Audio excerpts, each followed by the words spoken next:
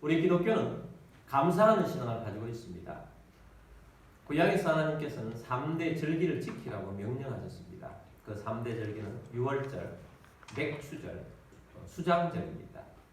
이 3대 절기는 다 크게 보아서 두 가지를 위해서 하나님이 주신 것입니다. 하나는 절기를 지키면서 감사의 체질화를 이루는 것입니다. 또 하나는 절기들마다 다 신약 시대를 예언해주는 내용이 있습니다. 유월절은 무엇인가? 유월절은 이스라엘 백성들이 애굽에서 노예로 있을 때 하나님께서 출애굽을 시킵니다. 그 출애굽 시킬 때 10번째 재앙이 있고 난 다음에 바로가 항복을 하고 출애굽을 시켜줍니다. 그 10번째 재앙이 죽음의 재앙입니다. 모든 애굽에 있는 사람들, 또 애굽에 있는 첫 소산물들은 다 죽게 되는데 그 전에 이스라엘 백성들은 죽지 않는 길을 하나님이 미리 알려주셨습니다. 그 죽지 않는 길은 양의 피를 문 인방과 문 설주에 바르면 죽음의 천사가 집집마다 방문했을 때 그 피를 보고 죽음의 천사가 그 집을 뛰어넘었다. 유월절이라는 것은 뛰어넘는다 하는 겁니다. 죽음이 뛰어넘는다. 그래서 그 죽음의 재앙 다음에 바로가 다 나가라. 그렇게 해서 출애굽을 시작하게 된 것입니다.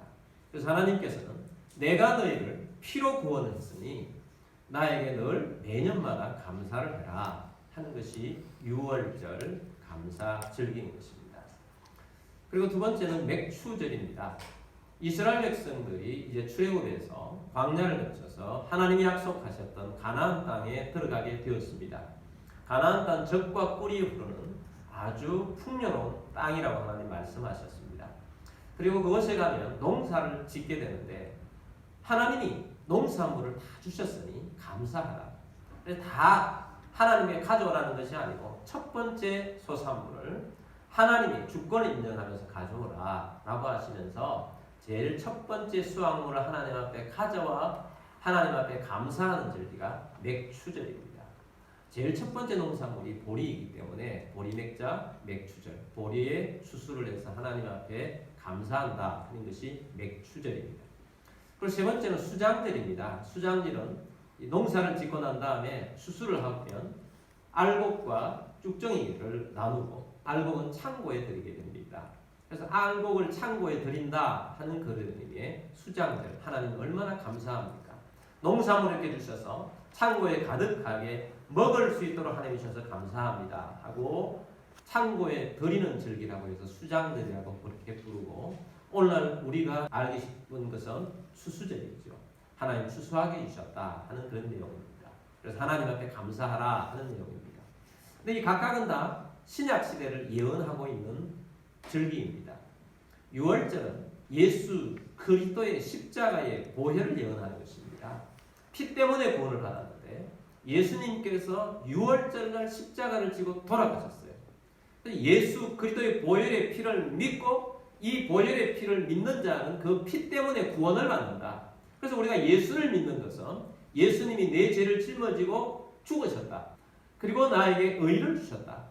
그렇게 해서 우리가 구원을 받게 된 것입니다. 이스라엘 백성들은 유월절을 통해서 출애굽했다면 오늘 우리들은 사망 권세에서 예수 그리스도의 보혈을 통하여서 구원을 받게 되고 생명을 얻게 되었고 영생을 얻게 된 것입니다. 그래서 우리가 예수 그리스도의 은혜에 감사하는 것이 신약 시대의 유월절에 대한 의미인 것이고 또한 맥추절은 첫 농산물을 지어서 하나님 앞에 감사하는 거 아닙니까? 근데 이 맥추절은 오순절하고 연결이 되어 있어요. 오순절날 신약시대에 성령님이 임했습니다. 신약시대 오순절날 성령님이 임해서 거기에 모여있는 120명에게 성령님이 임했고 그것을 구경하러 모였던 사람들이 말씀을 듣고 성령을 받아서 3,000명이 회개를 합니다. 예수님을 영접합니다.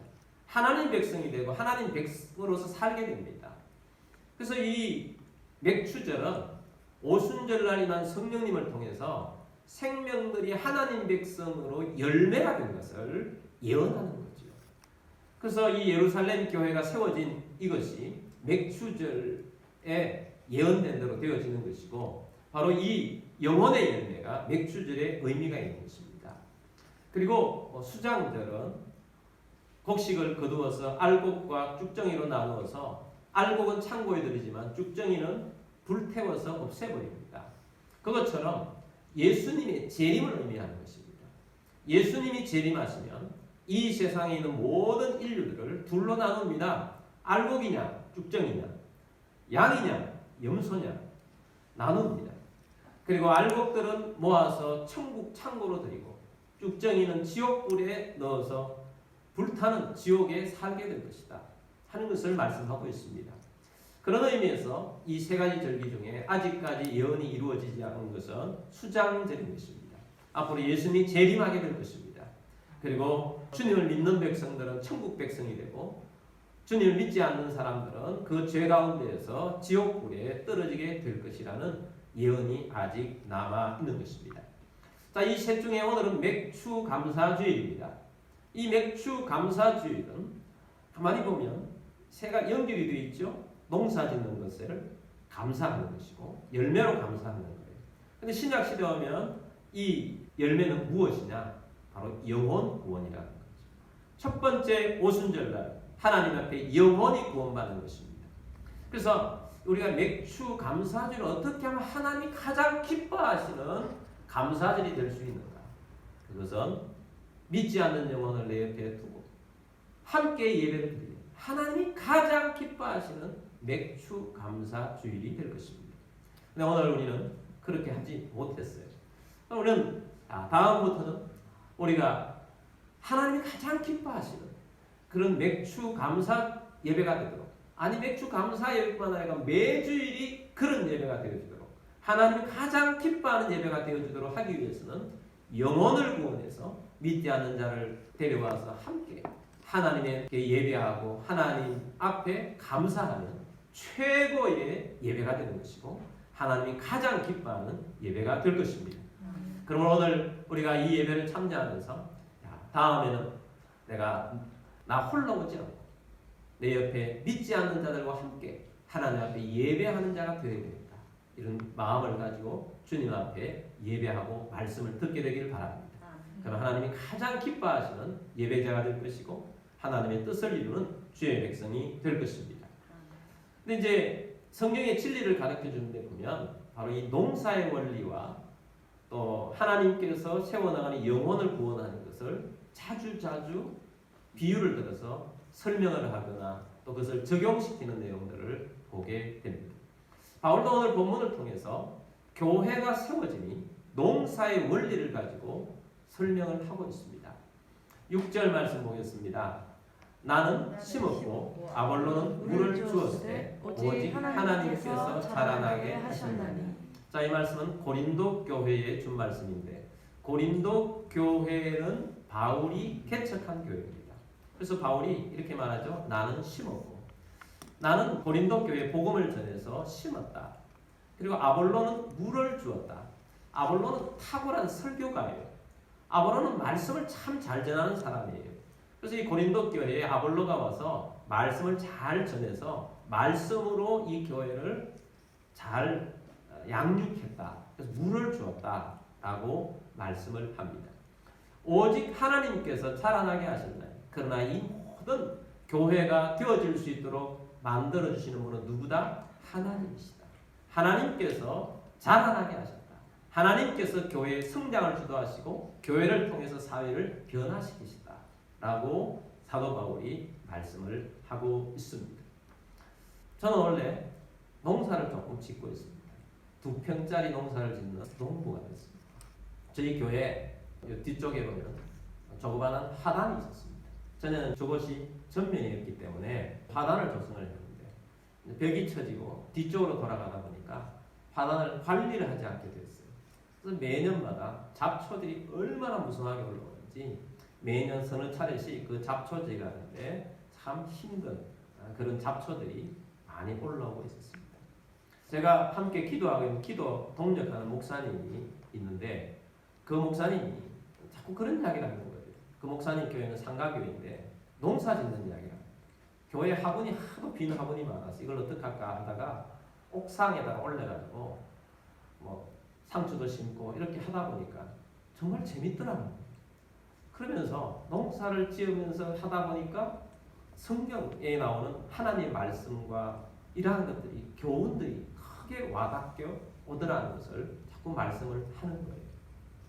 그러나 제가 그 말씀을 들으면서도 나는 농사에 관심이 없기 때문에 한 귀로 듣고 한 귀로 흘려버렸는데, 근데 내가 이제 저게 고민인 거죠. 잡초가 너무 많이 나니까. 그래서 잡초를 안 나게 하기 위해서는 금은 비닐로 아예 쳐버려야 되겠다. 그렇게 해서 금은 비닐을 사가지고 치다가 가만히 생각하니까 금을 이왕 치는데 여기에다 그냥 몇 개만 한번 심어볼까? 그런 생각이 들었어요. 그래서 모종을 몇 개 사가지고 심어봤어요. 심어보니까 너무 신기한 거예요. 생명이잖아요. 생명이 자라는 게 너무 이뻐요. 사랑스러워요. 그래서 그것을 보면서 그 목사님들 성경 말씀에 이렇게 농사짓 이으면서 이렇게 하는 것들로 적용이 되더라고 말씀하시는데, 이렇게 정성스럽게 이렇게 해줘야 되는 거구나 하는 것을 알게 되었습니다. 지난주에 그 교회에서 목사님과 함께 기도를 하고 목사님 옥상을 보여줬는데, 옥상에 가니까 화분들이 이렇게 있는데 상추가 제가 키우고 있는 상추하고 완전히 달라요. 질이 너무 좋은 거예요. 화분에서 키우고 있는데. 그래서 목사님, 제가 키우고 하면 비교가 안 돼서 너무 좋은데요? 어떻게 이렇게 잘 키우세요? 그랬더니 목사님이 중요한 원리를 이야기하는 거예요. 목사님, 저도 작년에 처음으로 키울 때는 몰라서 그냥 키웠는데, 농사 짓는데 제일 중요한 게 땅이에요. 땅을 얼마나 기름지게 만드느냐, 그걸 준비를 해놓고 키우느냐에 따라서 농산물이 달라진다. 그래서 목사님은 원래 유기농 비료를 사가지고 원래 초에 땅을 잘 만들어 놓았다는 거지.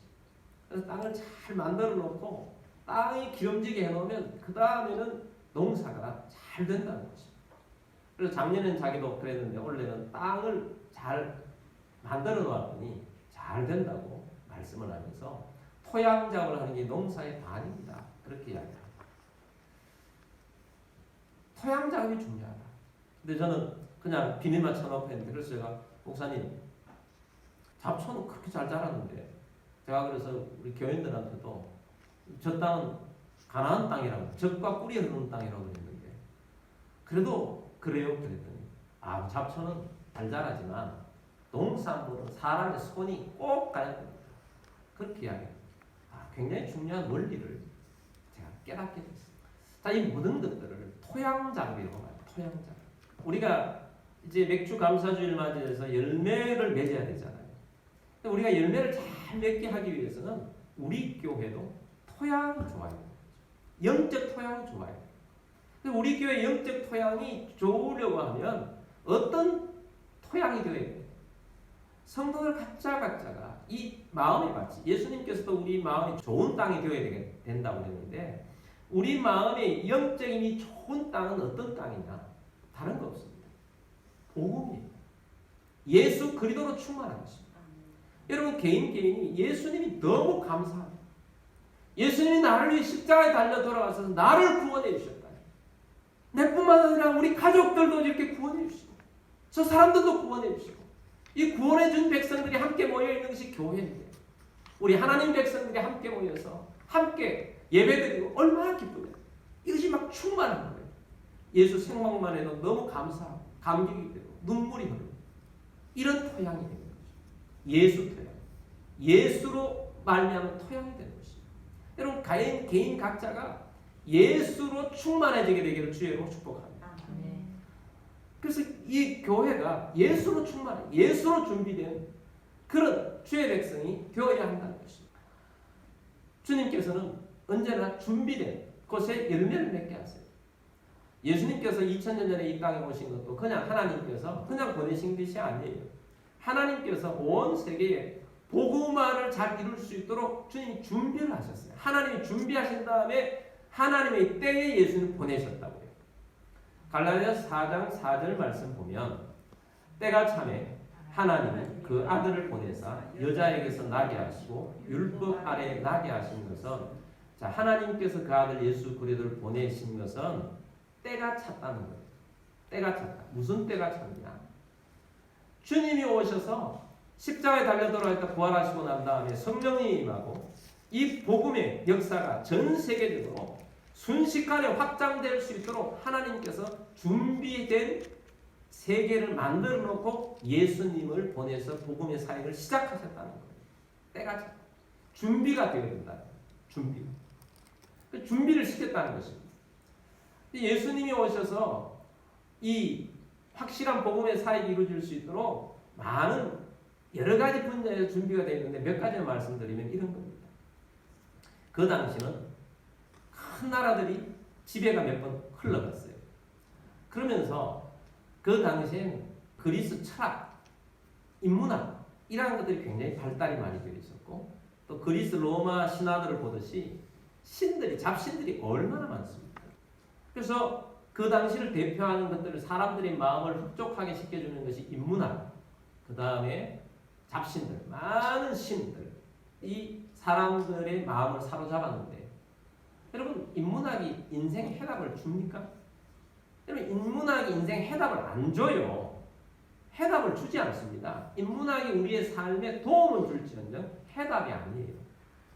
또한 많은 신들이 있지만 많은 신들이 우리 인생의 해답을 주느냐? 인생의 해답 주지 않습니다. 오늘날도 우리 이 사회를 보면 많은 무당들이 유혹을 하잖아요. 가면 이렇게 해라 저렇게 하라고 하면서 해답을 주는 것 같지만 해답이 아닙니다. 썩으면 안 되는 거예요. 해답이 없습니다. 근데 이스라엘 백성들이 각곳에 흩어져 살면서 메시아를 기다리고 있는데 몇백 년 동안 그것을 보면서 예수님 당시에 보니까 수많은 사람들 가슴 속에 유대인이 아님에도 불구하고 메시아를 기다리는 마음이 생겼어요. 그런 메시아 대망 사상이라고 합니다. 그래서 이제 사도 바울이나 또 베드로나 이런 사도들이 가서 복음을 전하면 예수님이 인생의 해답이라는 것을 그냥 쏙쏙 받아들이게 되는 거죠. 준비를 완벽하게 갖춘 거예요.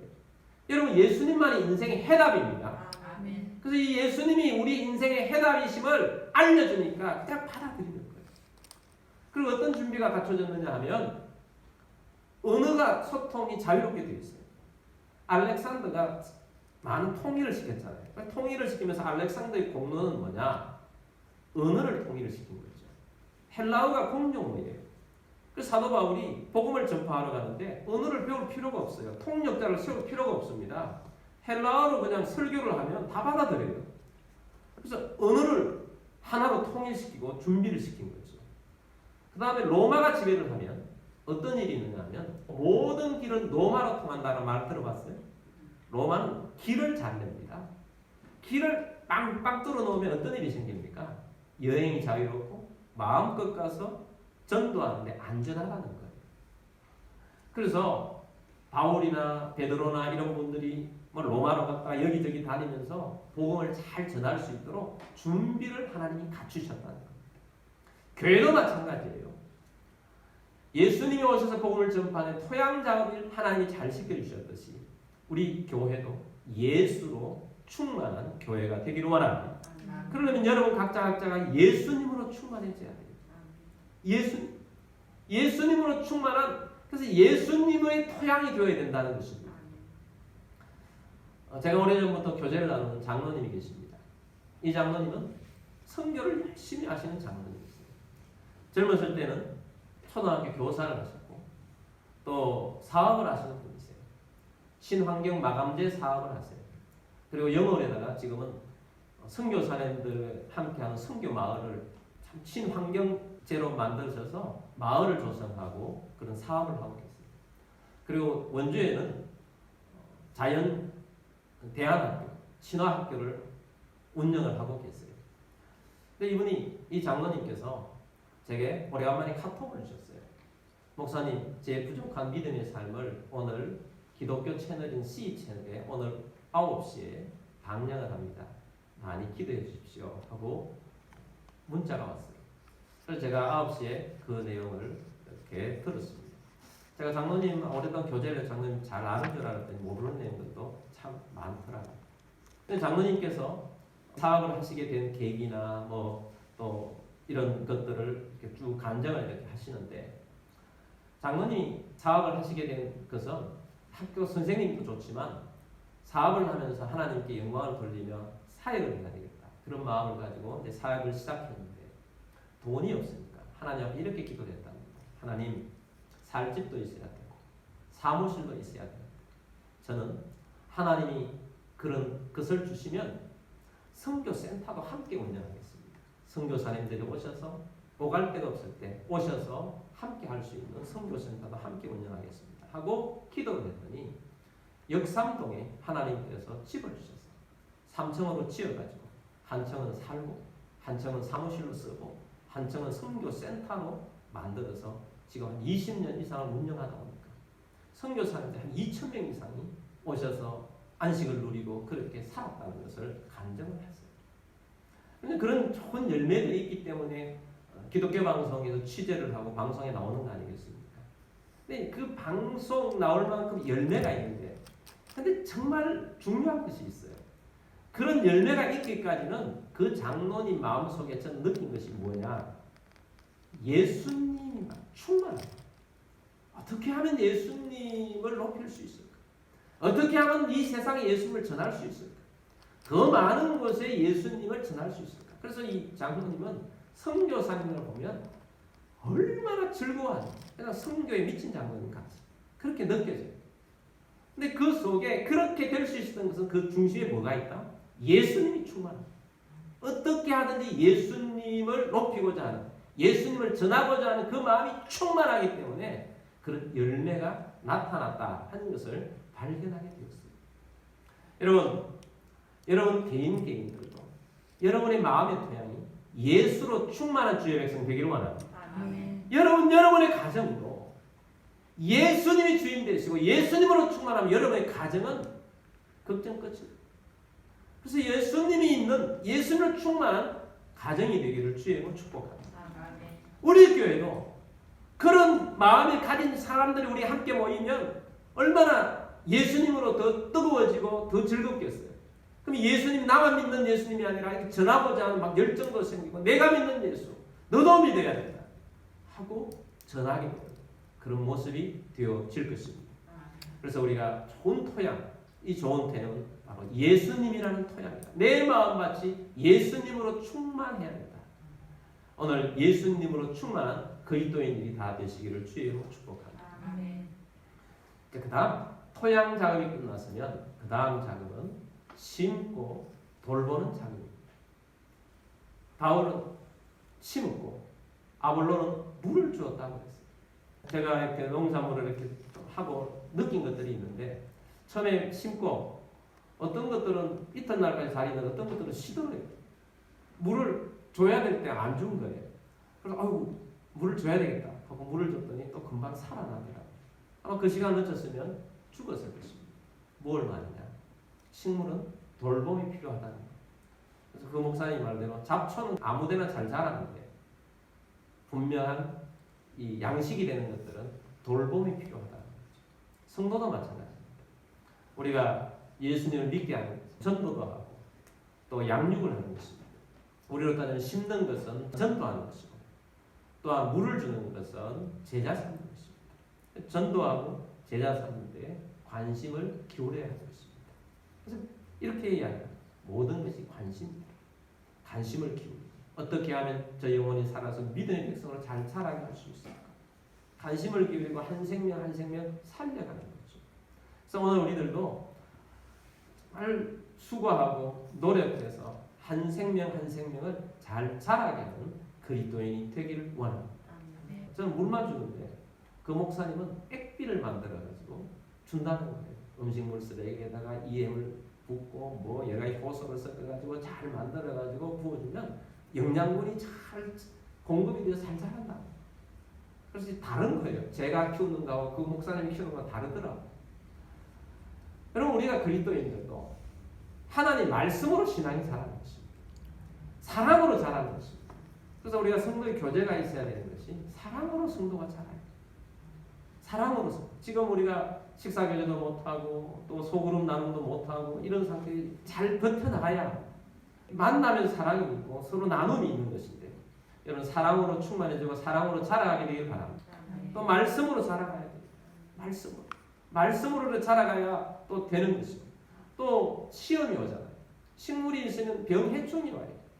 병해충이 오는데 그것에 따라서 농약을 주는데, 근데 우리 작게 하는 사람들은 농약을 주면 안 되잖아요. 그래서 그 목사님은 친환경제로 해가지고 뭐 식초를 몇 대 몇 하고 막 그렇게 하시더라고요. 오늘도 마찬가지예요. 우리 이 성도들도 가만히 두면 사탄에게 시험을 받아요. 믿음이 약한 자들이 시험을 받아요. 그래서 마귀가 달라들지 못하도록, 틈타지 못하도록 계속해서 방어도 해주고 도와줘야 되는 것입니다. 그렇게 해서 잘 자라고 하나님 앞에서 살아갈 수가 있는 것입니다. 그래서 우리가 전도하고 제자를 삼며 관심을 기울이고 나아가는 것입니다. 또 제가 키우면서 이런 것을 깨달았어요. 전 잘 몰라가지고 이렇게 모종을 선택할 때 이것도 키우고 싶고 저것도 키우고 싶고 해서 이렇게 고르다 보니까 제가 얼마 전에 헤아려 보니까 13종류가 돼요. 조그만 땅에 종류가 13종류예요. 근데 농사의 원리가 비슷하니까 그냥 심어놓으면 자라는 줄 알고 생각했거든요. 근데 원리는 비슷하지만 각 농사마다 열매가 많게 하기 위해서는 그 특종에 따라서 관리하는 법이 다르다는 것을 깨달았어요. 그것을 깨달으면서 성도가 마찬가지예요. 사람은 체질이 다 달라요. 요즘 유행하고 있는 MBTI도 16가지 있습니다. 사람마다 특질이 다 달라서 거기에 대응하는 것이 참 어렵잖아요. 그럼 사람마다 얼마나 특징들이 달라가지고 이 사람은 이렇게 하면 좋아하는데 이 사람은 이렇게 하면 별로 안 좋아해요. 다 다르잖아요. 그것처럼 사랑해주는 데는 그래서 좀 힘들어요. 그렇지만 좀 맞춤식으로 잘 돌보고 해줘야 돼요. 어린 신앙인들은 그렇게 해줘야 되는 거죠. 그렇게 하면서 자라게 하는 것입니다. 자라는데, 그런데 7절 말씀에 보면 이런 말씀을 주고 있어요. 그런즉 심는 이나 물 주는 이는 아무것도 아니오되 오직 자라게 하시는 이는 하나님뿐이라. 근데 사실은 우리가 수고하고 애써서 농사를 키우지만 심는 이나 물 주는 것은 아무것도 아니라고 선언하고 있어요. 진짜 생명이 생명이 되게 하시는 분은, 오직 자라게 하시는 분은 누구다? 하나님. 식물에게는 햇빛이 필요하죠. 햇빛. 그 햇빛이 잘 들어야 돼요. 햇빛이 아예 없으면 식물이 되질 않아요. 자라게 하시는 분은 하나님이시다는 것입니다. 하나님이 자라게 하십니다. 사람의 변화는 아무리 노력하고 수고를 해도 사람이 변화시킬 수가 없어요. 한 생명을 우리가 구원하고 싶은데 우리 스스로가 노력해주고 사랑해주고 어떤 때는 밥도 사주고 해도 변화가 없어요. 사람은 노력했는데 사람이 결과를 맺을 수가 없다는 거죠. 결과는 누가 주시느냐? 누구다? 하나님이에요. 하나님. 결과는 하나님이 주시기 때문에 하나님이 결과를 주십니다. 그래서 우리가 생명을 위해서, 영혼을 위해서 뭘 합니까? 기도하는 것입니다. 기도하면 달라져요. 여러분, 자녀들 중에도 기도하고 자라나는 자는 다릅니다.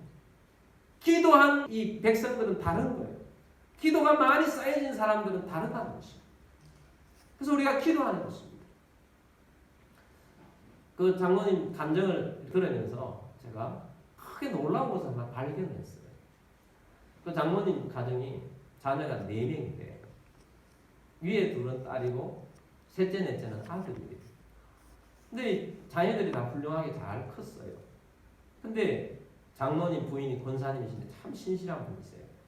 저희가 성경 공부도 많이 배우셨고 또 전도 국발을 하면서 전도도 같이 많이 다니신 분이에요. 근데 이 권사님이 갑자기 그걸 보면서 떠오르는 거예요.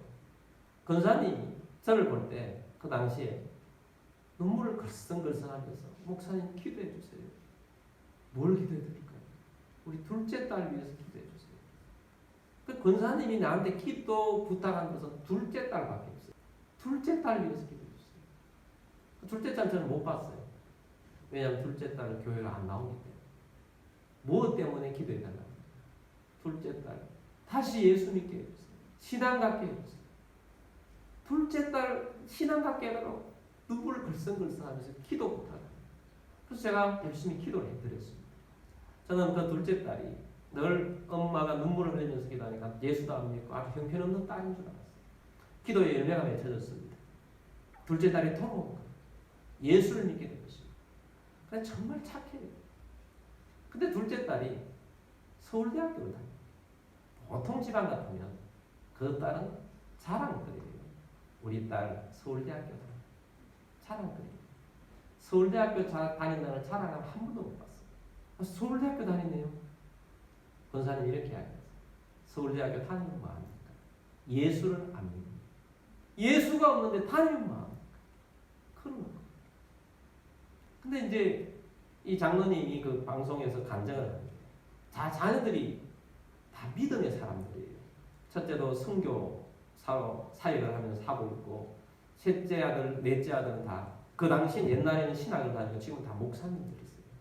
근데 그 이야기는 장로님 간증에 하나도 안 나와요. 장로님이 간증을 나오는 내용은 둘째 딸과 함께 원주에 있는 자연 친화학교를 함께 운영하고 있다.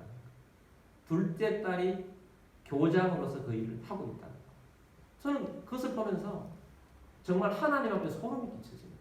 예수가 없어서 그렇게 권사님 눈물 흘리며 기도했다. 지금은 장로님의 사역에 동력하고 있는 딸은 둘째 딸.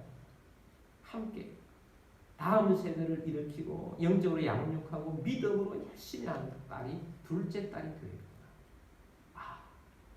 기도하는 것이 하나도 헛된 것이 없다. 하나님이 역사하십니다. 하나님이 변화시키시고 하나님이 저렇게 일하게 하십니다. 기도에 헛된 것이 없어요. 그래서 저도 속으로 그렇게 생각했습니다. 저렇게 되는 데는 내 기도의 지분도 조금 있는데 그런 생각이 들어요. 나도 그때 열심히 기도해 줬습니다. 믿음이 없습니다. 여러분, 잘하게 하시는 분은 하나님이십니다. 변화를 일으키시는 분은 하나님이십니다. 사람이 하는 것은 열심히 수고하는 것이 아무것도 아니라는 거잖아요. 근데 잘하게 하시고 바꾸는 분은 하나님이세요. 그래서 우리가 기도합니다. 아무것도 아닌 것이 아무것도 아닌 것이 아닌 것은 하나님이 우리의 그런 수고와 노고에 대해서 은혜를 베풀어 주세요. 8절 말씀 보겠습니다. 심는 이와 물 주는 이가 한 가지이나 각각 자기가 일한 대로 자기의 상을 받으리라. 할렐루야. 심는 이와 물 주는 이는 변화는 못 일으키지만 우리가 수고하고 노력하는 대로 하나님 뭘 주신다? 상을 주십니다. 상을 베풀어 주십니다. 하나님은 우리에게 보상해 주십니다. 수고하고 애쓰는 가운데 우리를 보상해 주셔서 우리를 일하게 해주십니다. 농사의 기본적인 원리 중의 원리가 심는 대로 거둔다는 거예요. 심는 대로. 여러분, 우리가 열심히 심으면 하나님이 거두게 해주십니다. 우리가 많은 시간들을 보내고 있습니다. 어떤 데 내 시간을 투자해서 심고 있느냐? 무엇을 심고 있느냐? 영혼에 심어보십시오. 하나님께서 엄청난 은혜를 부어주실 것입니다. 여러분, 건강이 얼마나 중요합니까? 네, 하나님께서 건강의 열매를 맺게 하시는 데는 무엇을 심을 때 가장 건강해집니다. 영혼을 구원하고 선교하면 하나님 건강에 책임져 주십니다. 여러분, 전도하고 선교하십시오. 내가 건강에 노력을 많이 하는 것보다 더 많이 전도하고 선교해 보십시오. 하나님께서 건강을 책임져 주실 것입니다. 하나님께서 또 물질을 심으면 물질에 하나님께서 부를 주신 분이시잖아요. 사도 바울이 그렇게 말씀했고 또 그렇게 말씀하시죠.